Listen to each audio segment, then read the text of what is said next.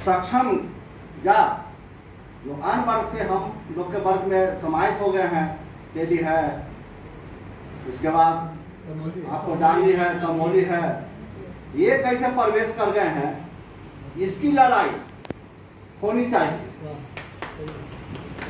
ये मेन मुद्दा है। अगर 15 सीट है तो उसमें समझिए कि 14 या 13 सीट तो समझिए कि तेजी में खा जाता है। तो एक सीट में कहार को होगा कि नाई को होगा कि मनसारी को होगा, ये आप सोचिए। तो यहाँ एकत्रित होने की बात है, हम लोग कैसे एकत्रित होंगे, कैसे संगठित होंगे, इस पर ध्यान देने की जरूरत है। हम लोग में जितने भी छुटवैया नेता हैं, आज जो है पीर मोहम्मद यूनुस जी की जयंती मनाई जा रही है, क्या कुछ कहेंगे? देखिए, ये हैं जो भारत की आज़ादी के सिलसिले में जो आंदोलन हुआ, उसके मूल में यह है। आप सबों को मालूम है कि विदेशों में, दक्षिण अफ्रीका में अपनी काबिलियत को दिखा चुके थे और जीत वहाँ हुई थी। भारत में आप सबों को मालूम है कि चंपारण में उसमें नीलहे गोरों का बहुत ही ज़्यादा अत्याचार था।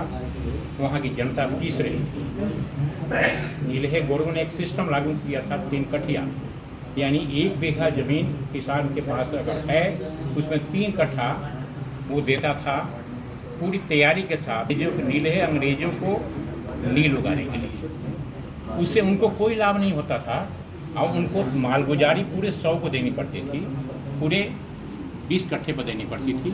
इसके अलावे उन्हें अगर कोई ज़रूरत पड़ती थी, ख़ास तौर पर मोटर गाड़ी खरीदने के लिए, हाथी खरीदने के लिए या अन्य किसी उत्सव के लिए, ये सारा भार दिया जाता था किसानों को। उस समय जब अंग्रेज़ों का इतना आतंक था, बेतिया राज का आतंक था, उस वक्त पीर मोहम्मद यूनुस अंसारी ने ये पत्र के द्वारा, चूँकि उस समय एक निकलता था प्रताप मैगजीन कानपुर से, उसमें वहाँ की सारी व्यथा को, किसानों की तकलीफ़ को वो लिखा करते थे। और पूरी भारत में जो प्रचार हुआ उसका एकमात्र अगर किसी को जाता है, इसकी श्रेय जाता है, वो पीर मोहम्मद अंसारी थे। उनके साथ राजकुमार शुक्ल जी थे। इन दोनों ने जाकर महात्मा गांधी से लखनऊ में मुलाकात की, उनको इनवाइट किया और तब महात्मा गांधी आ पाए, दूसरे हमारे बड़े नेता जुड़ सके। इस तरह से हम कह सकते हैं कि पीर मोहम्मद अंसारी ने एक तरह से अपनी बर्बादी कराकर और देश के लिए बहुत बड़ा काम किया। मैं यह कहना चाहूँगा, उन्हें सरकारी नौकरी थी, वो शिक्षक थे, उनके शिक्षक की नौकरी चली गई, उनके पास जो भी संपत्ति थी सब जब्त कर लिए गए, लेकिन उन्होंने अपना छोड़ा नहीं अपना ये प्रयास।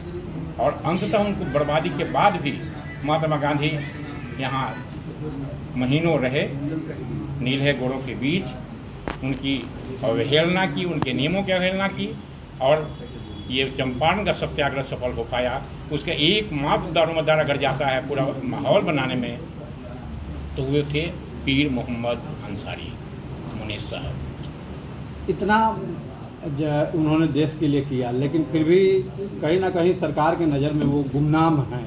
तो क्या सरकार को उनके लिए पहल नहीं करनी चाहिए? बहुत अच्छी बात आपने कही।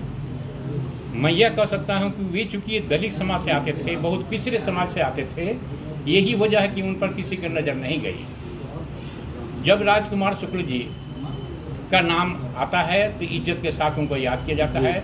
गत वर्ष जहाँ तक मुझको याद है, माननीय मुख्यमंत्री जी भी गए थे उनके जन्मदिन या किसी मौके पर उनके घर पर, लेकिन उनसे ज़्यादा काम करने वाले पीर मोहम्मद यूनुस अंसारी का नाम कहीं नहीं है, वो छिपा दिए गए हैं। एकमात्र वजह मैं यही पा रहा हूँ कि वे बहुत दलित समाज से आते थे, इसके लिए और कोई वजह नहीं हो सकती है।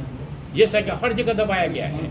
आप इतिहास, भारत के इतिहास को देखिए कि बड़े बड़े योद्धा हुए, बड़े बड़े अच्छे काम करने वाले हुए, सबको ख़त्म कर दिया गया। किन्हीं का नाम कहीं नहीं है, नाम उन्हीं लोगों का है जिनका शासन पर अधिकार रहा है।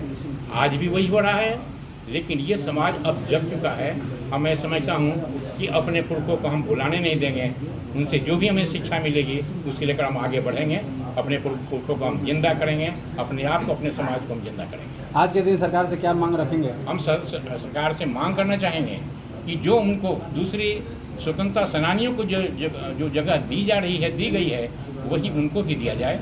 इनके भी जन्मदिन के मौके पर इनका सरकारी उस समय उत्सव हो और उनके खानदान वालों को जो भी हों, ये स्वतंत्रता सेनानी के रूप में जो सामान दिए जाते हैं, जो उन्हें आज सहायता दी जा रही है, उनको मिलना चाहिए। अपना परिचय दे दीजिए। मेरा नाम सिराजुद्दीन अंसारी हुआ, मैं एक रिटायर्ड एडीएम हूँ और हम लोगों ने एक संस्था बनाई है जननायक सामाजिक विकास मंच, उसके मैं कोर कमेटी का मेंबर हूँ। धन्यवाद।